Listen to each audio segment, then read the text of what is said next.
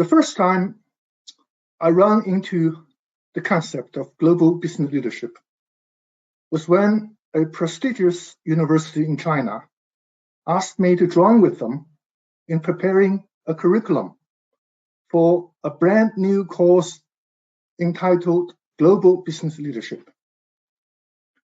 They knew well no such program could be free of cultural diversity issues. I was amused by the big word, global, because the faculty proposing programs for global leadership is actually called international business management in the first place. So I joked with my colleagues, why shouldn't we replace IB study, which stands for International Business Studies, with GB studies, to stand for Global Business Studies.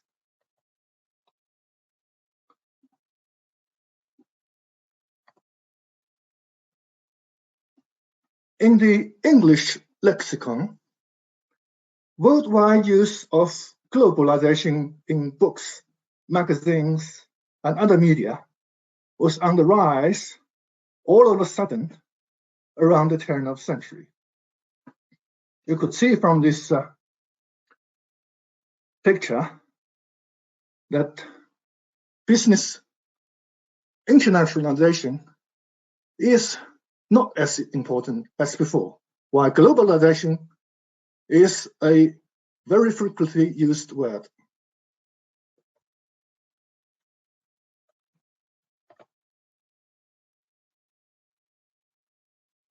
The same pattern replicates in the Chinese word frequency use of globalization, a few years later than the English counterpart, but at a much rapid rate, which is shown here by an almost cliff-like slope.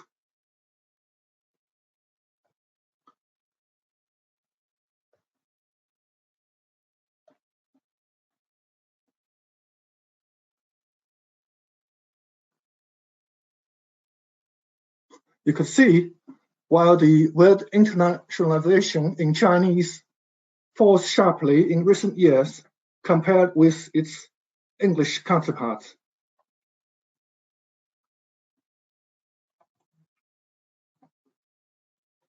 The linguistic transition from international to global coincided with the growth of world trade, FDI, and a new player silently emerging.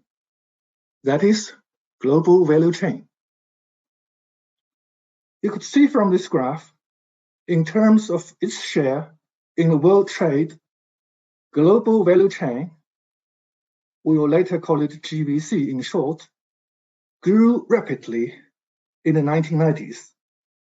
And from the year 2000, it had been keeping on a momentum, but stagnated after the 2008 global financial crisis. And at the present, it has to face a setback from the impacts of COVID-19 epidemic. However, GVC network expansion has passed its critical mass to have changed business landscape. A good example of the geographical concentration of global 500 companies in Asia. I'll show it in the next slide.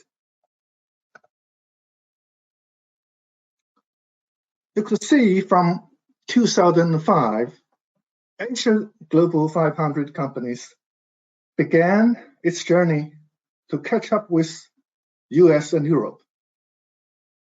In a decade, it overtook both US and Europe.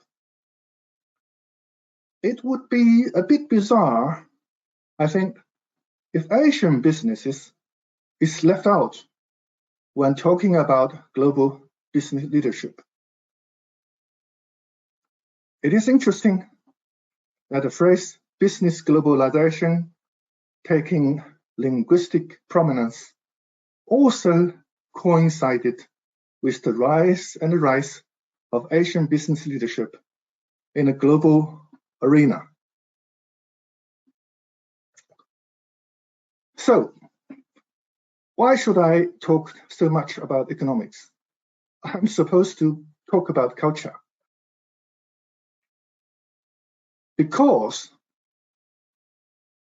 what GVC has brought with it, as shown in this slide, is very important to the business leadership. Its ramification is as important reason for global leadership to have a cultural engine to meet the challenges of diversity and inclusion. You could see business more relational and independent, and sustainable supply chain position is more strategic than before. Value creation is now the basis for competitive advantage. Long-term strategic thinking is emphasized than ever before.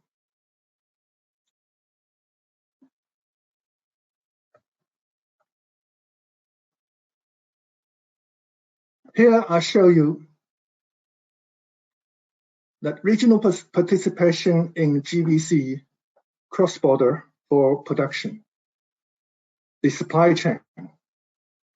The orange circle represents the EU cluster, the green ones US cluster, and the red ones Asian cluster. On the left side, we have data from year 2000. On the right, we have 2017. This one is for simple value chain trade networks. By simple value chain, we mean we export or import a product or service directly to the consumers in another country. This is the demand side. You could see the changes.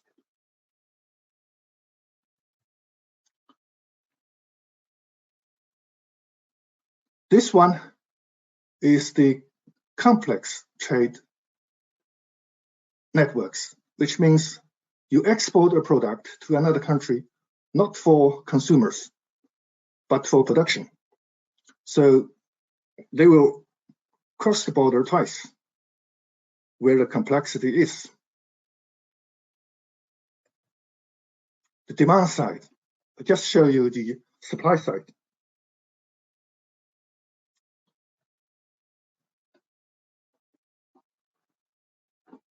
Implication, yes, so many pictures.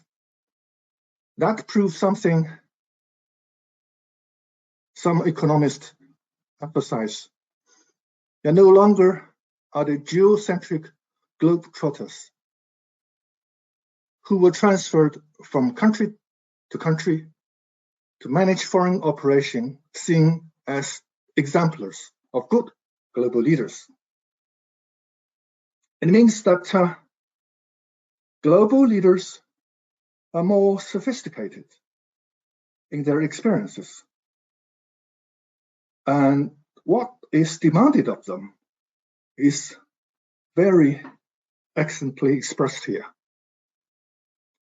They have the ability to transcend their childhood acculturation, build cross-cultural partnerships, respect their obligations, actively engage in cross-cultural performance and conflicts, and help to construct new cultures based around projects.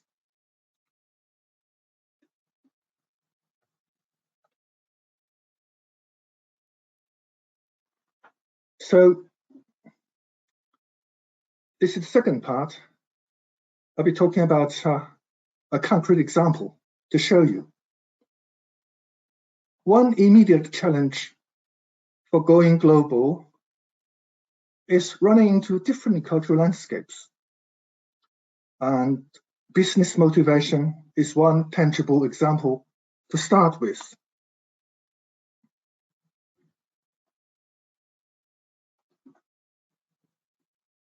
This is a multiple choice questionnaire that I asked my Indonesian class, Thailand class, and Chinese class in 2019. It was first designed and used 2 decades ago to test a group of MBA students from 15 countries and regions. The choices were collected by international business researchers in an exhaustive manner so that respondents would have all the possible alternatives to choose from. I like the design because it asked the respondents about the preference of business goals of their top leaders. If the respondents were business tycoons themselves, it would be suspected of the authenticity and even possible cover-up by the leadership themselves about the real motivation as business leaders. And for sure, nobody in my class knew this questionnaire, not to say the answers. That would be with systematically various patterns by cultures. And what surprised me is the answers from audience, the Chinese audience, was almost the same as how Chinese business managers answered them the first time around the year 2000. And this is the 6th top most valued motivation for Chinese business leadership.